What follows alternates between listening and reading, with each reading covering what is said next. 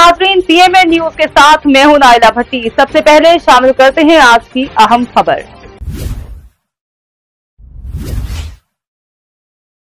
शामिल करते हैं फैसल अफजल, तहसील रिपोर्टर, PMN न्यूज हाफिजाबाद से।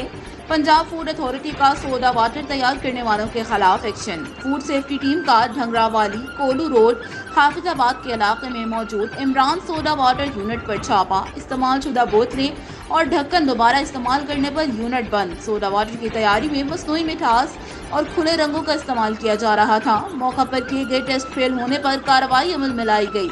इस्तेमाल शुदा मुख्तलिफ ब्रांड्स की बोतलें, जंगालूद और इस्तेमाल शुदा ढक्कन इस्तेमाल किए जा रहे थे। तैयार बोतलों में आंख से देखे जाने वाले ज़रात मौजूद पाए गए। सोडा वाटर में गैर मयारी अज्जा का इस्तेमाल फेफड़ों और गुर्दों का इन्फेक्शन का बायस बनता है। गैर मयारी खुराक की तैयारी और फरोख्त नाकाबिले माफ़ी जुर्म है। राजा जहांगीर अनवर।